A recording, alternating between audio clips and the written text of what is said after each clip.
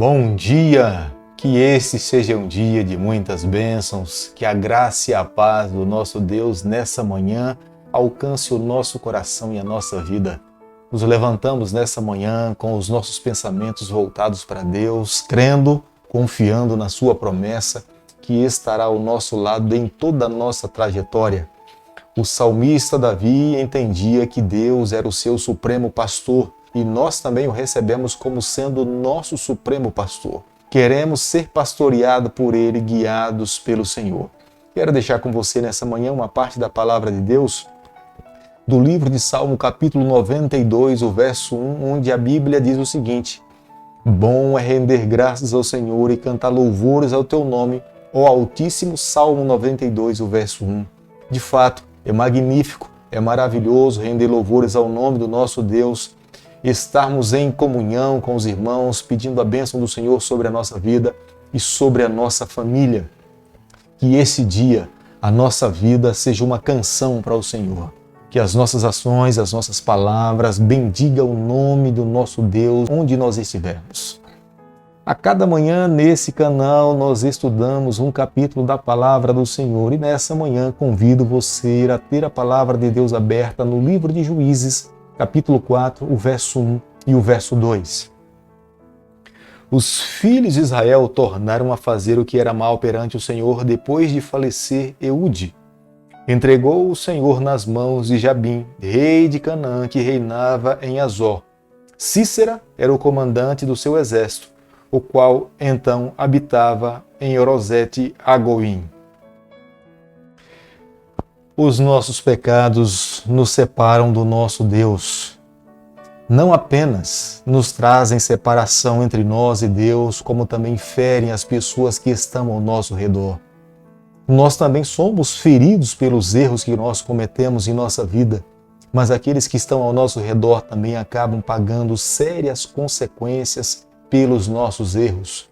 Como seria fantástico se nós vivêssemos em comunhão com Deus, com os nossos queridos, em momento algum nós machucássemos as pessoas que nós amamos, em especial ao nosso Deus.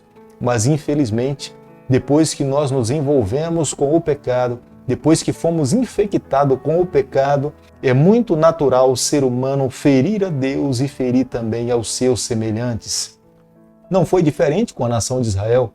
Acredito que eles queriam viver uma vida de fidelidade a Deus, mas a cada dia eram envolvidos nos seus relacionamentos, nos seus negócios, e se esqueciam de Deus, e em vez de colocar Deus como sendo o primeiro das suas vidas, se esqueciam do Senhor e colocavam o seu eu, a sua vontade, as suas prioridades na frente de Deus, e depois então as consequências voltavam-se para eles, e então agora era momento de mais uma vez se voltar para o Senhor, pedindo perdão, pedindo misericórdia e o socorro divino sobre as suas vidas. Após 80 anos de paz vivido pelo povo de Deus, sendo conduzido pelo juiz Eude, mais uma vez o povo de Deus se descuidou da vida espiritual e acabaram se envolvendo com os seus pecados e acabaram desagradando a Deus. Para despertar o povo do sono espiritual que eles estavam vivendo, Deus permitiu que o seu povo fosse oprimido pelos cananeus. Arosete estava a 25 quilômetros de Jezreel,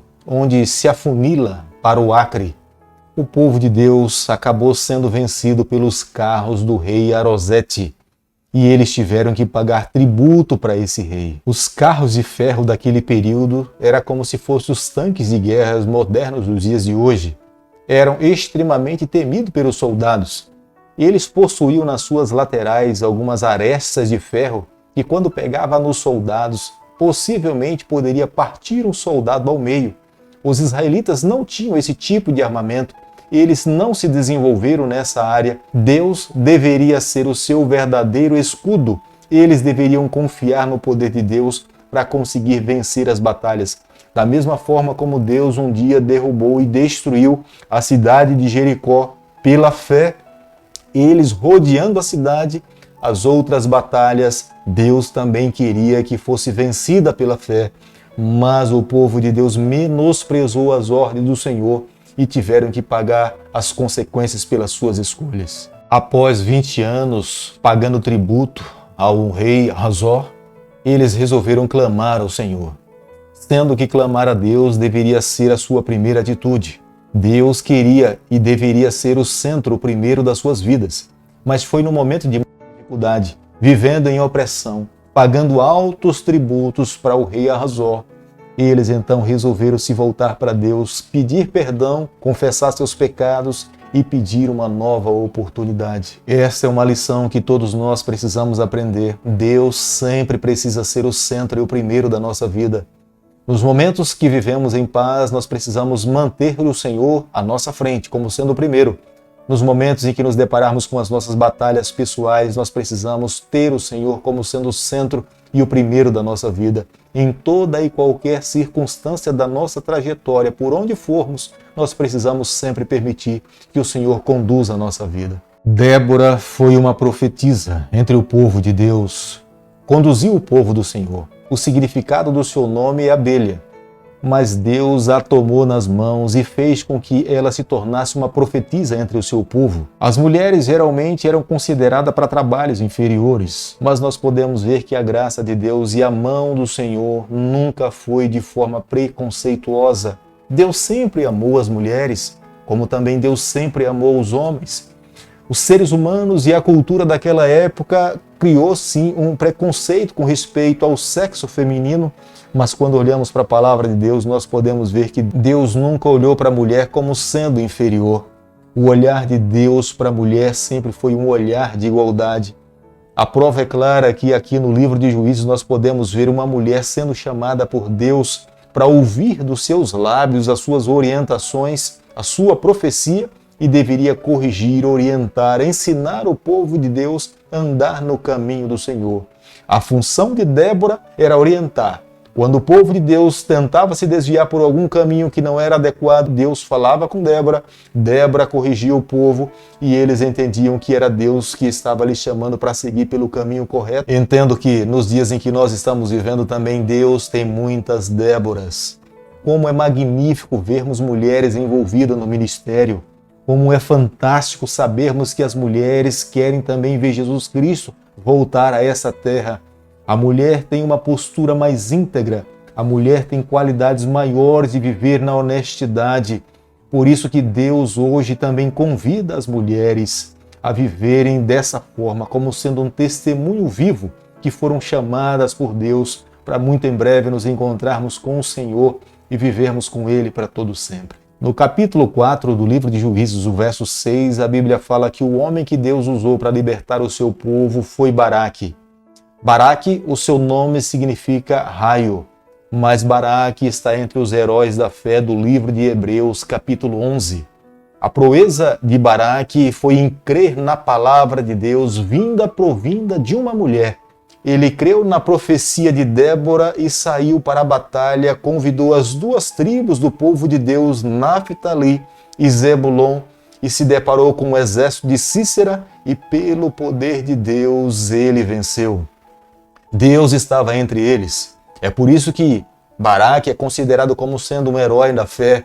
Baraque creu na profecia divina, Baraque confiou no dom profético, Baraque creu do que de fato Deus estaria ao seu lado, e Deus lutando ao lado de Baraque, Baraque se tornou um soldado invencível, um herói da fé, prova clara que o seu nome entrou na galeria dos heróis da fé de Hebreus 11. Juízes capítulo 4, verso 15, a palavra de Deus diz o seguinte: E o Senhor derrotou a Sísera e todos os seus carros e a todo o seu exército a fio da espada diante de Baraque, e Sísera saltou do carro e fugiu a pé.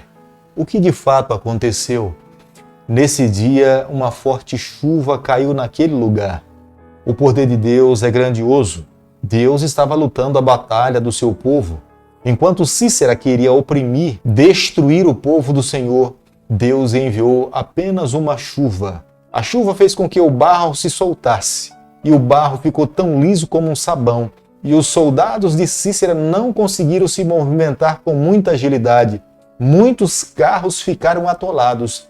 E foi diante dessa dificuldade que o povo de Deus prevaleceu diante dos seus adversários. Amigos, quando nós confiamos no poder de Deus, nós sempre alcançamos a vitória. Deus, quando está à frente das nossas batalhas, Ele sempre encontra um meio para nos conceder a vitória. O Deus que nós servimos jamais sofreu uma derrota. O Deus que nós servimos, ele sempre alcançou a vitória. Baraque perseguiu o exército de Sísera. A fuga se deu pelo vale que se estendia pelas montanhas. Só que o povo de Deus estava escondido nesses vales e nessa montanha. Deus não permitiu que nenhum soldado do exército de Sísera sobrevivesse. Todos eles foram destruídos. Veja o poder do Senhor. O povo de Deus temia o exército de Síria devido aos seus carros, mas não tem carro de guerra possam prevalecer diante do poder do nosso Deus. Por isso, eu e você, nós precisamos estar seguros ao lado do Senhor. Não existe uma arma mais segura, mais poderosa do que a nossa fé quando nos apoderamos pelo poder de Deus, do braço do Onipotente e permitimos que Ele lute as nossas batalhas, que ande ao nosso lado. Essa é a nossa maior garantia. Após essa batalha, Sísera fugiu em busca de refúgio no seu acampamento, próximo à tenda de Jael, esposa de Heber. E ao chegar ali, era costume do Oriente as pessoas, quando recebiam um hóspede, acomodar com muito cuidado. Era deselegante para um dono de uma casa não receber bem um hóspede. Jael recebe a Sísera e permite para que ele possa entrar na sua casa. Mas foi a própria Jael que pegou uma estaca com um martelo, cravou na fronte de Sísera e ele morreu naquele momento. E foi dessa forma que ele morreu. Como era humilhante para um comandante, um soldado de guerra morrer pelas mãos de uma mulher. Mas foi dessa forma que Sísera acabou perdendo a sua vida. Prova clara que quando nós lutamos as batalhas do Senhor, o Senhor sempre nos garante a vitória. É impressionante porque o autor do livro de Juízes não atribui a vitória nessa batalha a Débora ou a Baraque, mas ele atribui a vitória nessa batalha ao poder de Deus, à mão do grande eu sou. Querido amigo, nessa manhã, ao concluirmos o capítulo 4 do livro de Juízes, eu e você precisamos chegar às seguintes conclusões. Nós sempre precisamos recorrer ao Senhor para vivermos uma vida forte no Senhor. É impossível vencermos as nossas batalhas sem que vivamos uma vida dependente do Senhor, do Espírito do Senhor. Através do Espírito do Senhor, nós somos capacitados a cada dia, nós somos revestidos com o capacete e com a couraça da justiça do nosso Deus, e com essa vestimenta nós somos capazes de vencermos todos os nossos adversários. Só poderemos estar revestidos diariamente com essa vestimenta se nós, de fato, diariamente buscarmos ao Senhor. Não existirá nenhum armamento nessa terra que terá poder para nos prevalecer. Nós sempre alcançaremos a vitória quando nós lutamos do lado do Senhor. Eu e você, a cada manhã, precisamos desenvolver ao lado do Senhor um relacionamento mais íntimo. Quanto mais nos aproximarmos do Senhor, nós seremos abençoados pelo Senhor. Quanto mais nós ficarmos do Senhor, nós iremos à mercê das bênçãos de Deus. Ame cada vez mais a palavra do Senhor. Seja um homem e mulher de oração. Tenha sempre o desejo no seu coração de estar na presença do Senhor. Vivendo assim, tenha certeza que nós sempre alcançaremos a vitória ao lado do nosso comandante. Querido Pai, nessa manhã nós nos colocamos, confessamos as nossas falhas. Queremos, Senhor, a cada dia estar ao teu lado, protegido pelo Senhor. Luta, Senhor, as batalhas é o nosso pedido, é a nossa oração, e nós pedimos em nome de Jesus. Que o Senhor te abençoe e te guarde, que Ele faça resplandecer o seu rosto sobre você, que Ele tenha misericórdia de você, e sobre você, nessa manhã, Ele levante o seu rosto e conceda a sua paz em nome de Jesus. Amém.